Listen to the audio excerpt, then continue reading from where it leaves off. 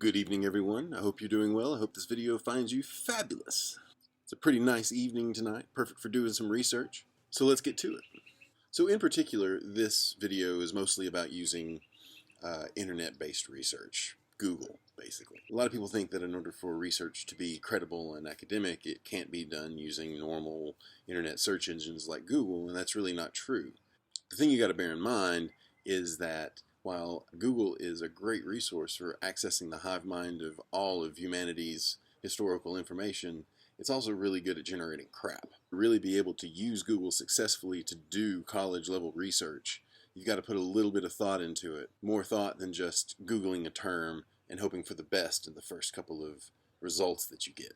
So what this video is about is, first of all, just about some general Google strategies, but it is also about how to use the Source Evaluation Scorecard. The scorecard is already uploaded into Brightspace for your use. If you want to open it up and take a look at it and follow as we go along. Essentially what the scorecard is meant to be is a list of questions that you, the researcher, should always be asking of yourself anytime you do any kind of research, but especially anytime you are researching using Google. The process of checking into the credibility of a source is much less academic and much more intuitive than the scorecard would lead you to believe, but this is really about just getting you into the mindset and getting you familiar with asking the kinds of questions that a savvy internet researcher is going to ask. So we've got a list of questions that we are going to want answers to as we write this paper about whether or not to push a boulder off a bridge to wreck a train. We can use Google to help us answer some of those questions and help us find facts for this third research paper, which is all about just synthesizing different strands of research to create a new document, which will be our essay. First, just a couple of general tips. Google does have a lot of the search limiter and search refiner tools that some academic databases will have. You can limit your searches by result. You can specify whether you want videos or news articles or journal articles, and when available, you can find scholarly articles about any given number of topics just by using Google. So become familiar with those limiter tools, know where to find them in the search engine page. When you search any term, you'll notice that Google will give you not just thousands, not just hundreds of thousands, but millions of results. And there's no way that anybody has the time or the patience or even the ability to go through millions of search results to find one or two articles that you're going to use for a college essay. Generally speaking, when you're talking about an internet search, when you're talking about using Google, once you have looked through the first couple of pages worth of results, you may as well just try again, because things are not going to get any better once you get into page 10, page 20, page 100, page 1,000 of these Google search results.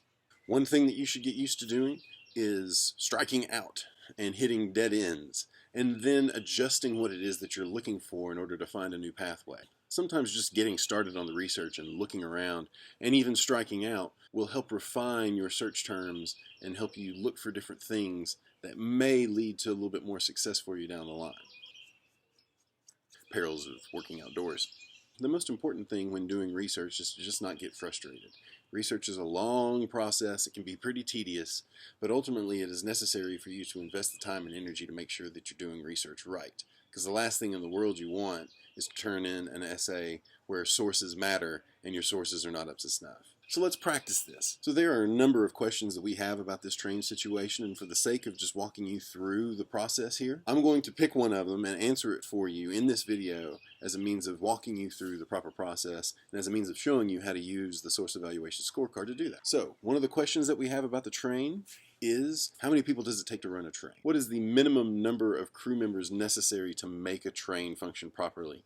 We have to remember that even if this is a freight train and not a passenger train with hundreds of people on board, trains don't run themselves, and so we're putting somebody's life at risk. We need to know how many in order to make an informed decision about this. So obviously I'll encourage you to have an internet browser open and follow along as we do this, but I'll show you what I did in order to find a good source to help me answer that question. First thing, I just opened up a Google search engine and I just searched the rather unwieldy phrase, how many people to operate a train. Good grammar isn't always necessary to do good research.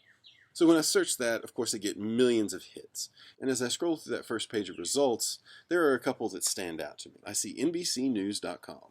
NBC News is a recognizable source. Most of the time when you're watching NBC, they know what they're talking about. So if we click on that one, it brings up this page. Now let's take a quick look at the Source Evaluation Scorecard. you can see that it has 5 questions, and then at the bottom it has deductions. We'll get to the deductions in a second, but let's walk through the questions. First question, what type of source is it? You get 3 points for a credible institution or a nonprofit or an educational institution, which basically means that if the website ends in either .org or .edu, that pretty much means that it's a credible source. Why? Because if it's .org, it's a non-profit institution, which means that they're not selling you anything and they're not trying to make money off of you. And the same thing goes for a .edu. That means it's an educational institution. It's a school, which means their job is to research and report. You get 2 points for a government organization, meaning a .gov website. Government organizations are usually perfectly credible. 1 point for a website or an online magazine or entertainment site, meaning that it ends in .com. And if it ends in .com, that means that it's a site that is designed to try to make money. And a lot of times what that means is they're sort of targeting a niche audience, which doesn't necessarily mean that the source is invalid. It just means that they're out to get something. They're not putting this information out there just for the sake of sharing the information and making it available. And then last but not least, as a blog, a wiki, a personal web page, a social networking site, basically anything that is just some douchebag on the internet with a forum to post whatever information they want, regardless of whether or not this person has any idea what they're talking about. So obviously, NBCnews.com gets 1 point on that scale. The next question is, how old is the source? Published within the last year, 3 points. Published within 1 to 5 years ago, 2 points. Published 5 to 10 years ago, 1 point. And published older than 10 years ago, 0 points. This is simply because the newer the source is, the newer the information, the more valid that information probably is. Next question is about the credentials of the author, and you get 1 point for each of these. Is the author named in the text? Does that author have a respectable job or title or position? Does that author have a good reputation in the field?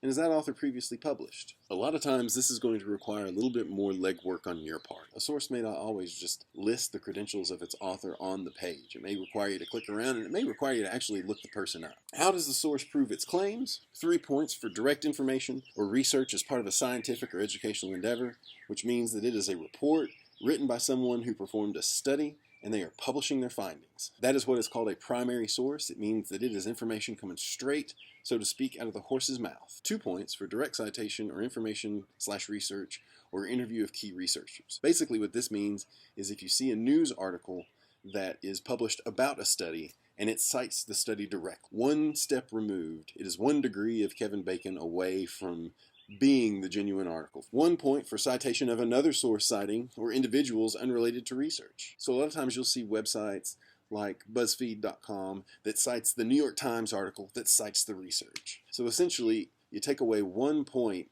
for every step away from the original source material, from the primary source as it were, from that original 3 points. And if it's anecdotal evidence, no points. It's worthless. Just somebody talking. That's not worth anything. And then finally, who is the target audience? It's 3 points if it's meant for professionals or for academics, which means that it is information by the people who use it for the people who need it. 2 points if it's meant for people who are impacted by or studying the topic. In other words, it's not necessarily industry related, it's not insider information, but somebody needs to be actively seeking this information out in order to stumble upon it. 1 point for a general audience. General audience essentially means that it is put out there for anybody to use and that it is written in a way that anybody can understand. It's not specialized. It may actually be a little dumbed down because it's trying to target just your average Joe. It's not necessarily targeting people who know the industry, know the terminology, and so forth. And then 0 points for a specific audience. Why is a specific audience worth less than a general audience? It means that they are a website that is gearing its content toward a particular type of person and therefore are very likely tilting the bias towards what that kind of person might want. If you see a website that is meant for men or that is meant for women, you see a website that is meant for Republicans, or if it's meant for Democrats, if it's meant for a type of person, then it is probably pitching content specifically for that type of person. Therefore, they probably have an agenda. So let's go through this NBC source. First of all, it's NBC.com. That's an easy one. .com websites get 1 point for that first question. Secondly, how old is the source? Because I'm a stickler, you know I like to nitpick, we're going to give this source 1 point. The credentials of the author. Now here's the thing. There's no author listed on the source itself. If you click on the video, you'll see that that is actually just a news story from the NBC Nightly News. The guy who is credited as being the reporter for that story is a man named Tom Costello. Tom Costello is a perfectly reputable news reporter. So if we were to credit him for this news article, we would give this article 1 point for having a named author, 1 point for a guy having a respected job and a position and a title, and another point for this guy being previously published, because this is certainly not his first news article for NBC Nightly News. We wouldn't give him a point for having a good reputation in the field because Tom Costello is just a news reporter. He's not anybody who works or knows anything special about the railroad industry. Here's the thing, though. If you pay attention to the video is about train accidents. It doesn't say anything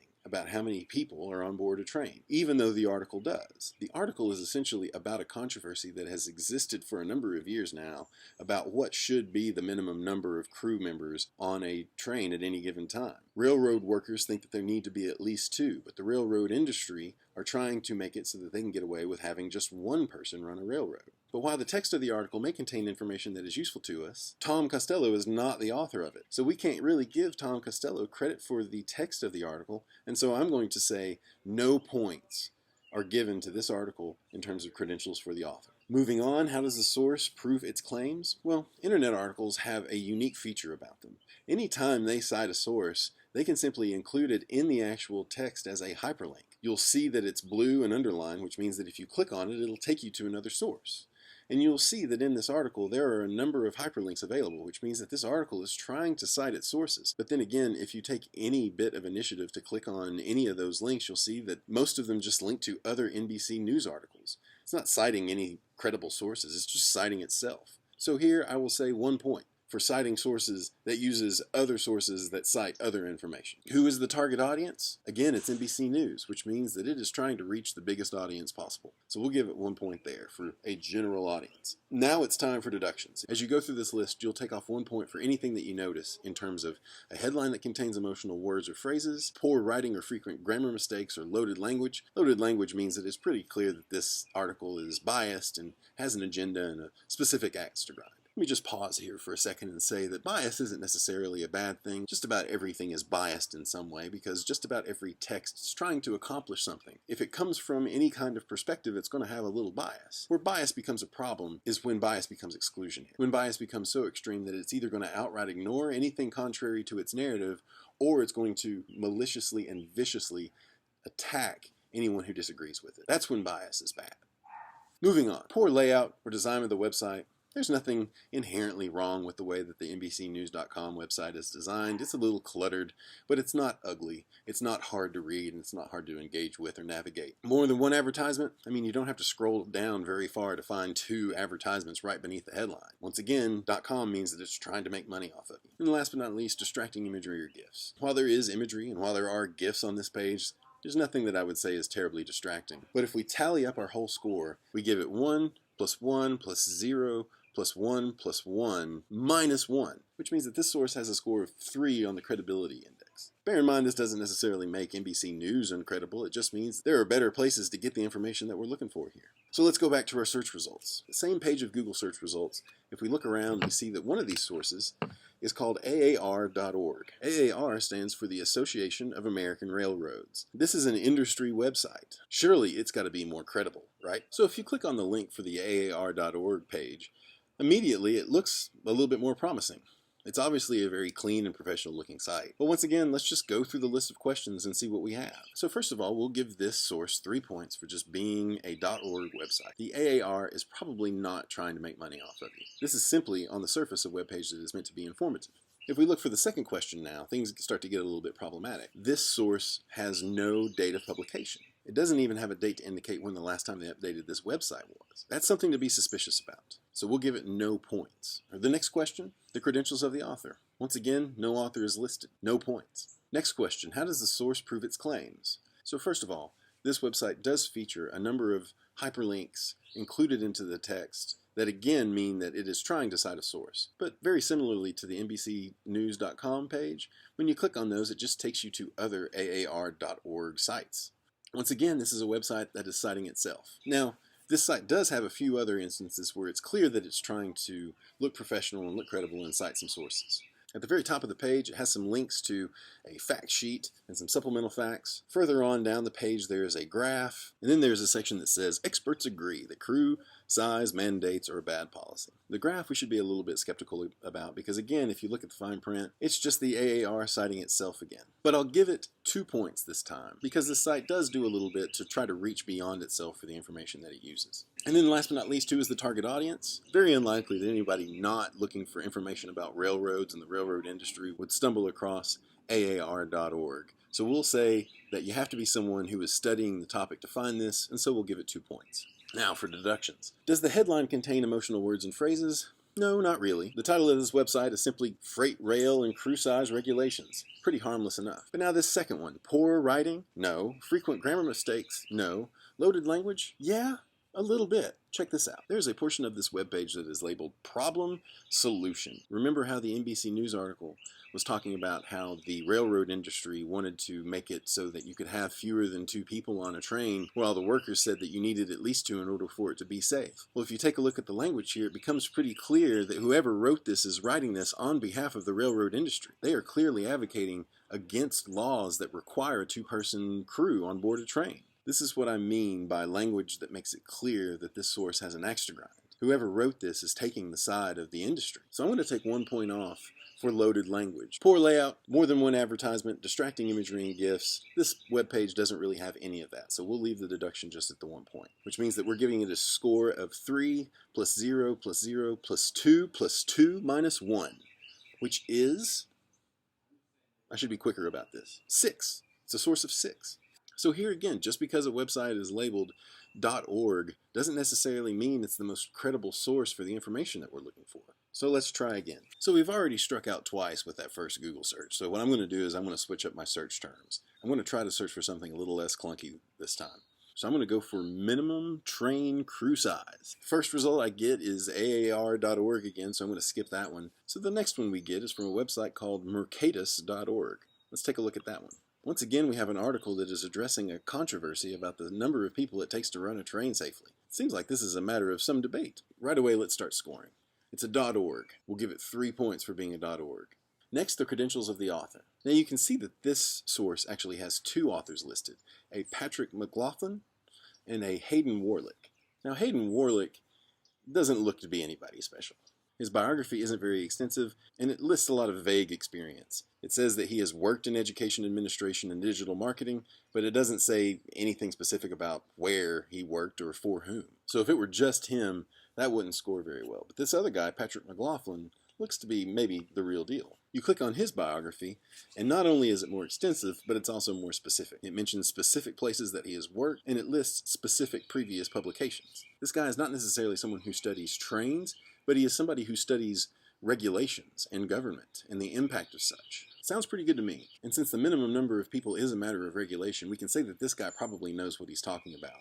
So I'm going to give this guy all 4 points. How old is the source? This source was published just last month. 3 points for that one. How does the source prove its claims? Once again, you have a text with a number of hyperlinks embedded into it, but when you click on these links, it takes you beyond itself. It takes you to government reports and academic studies related to its subject matter. This text itself is not a primary source, but it is 1 degree removed from primary source, so we'll give this one 2 points. And finally, who is the target audience? Once again, it seems unlikely that you're going to come across a website like this unless you're specifically looking for information on the railroad, so once again, we'll give it 2 points. Now for deductions.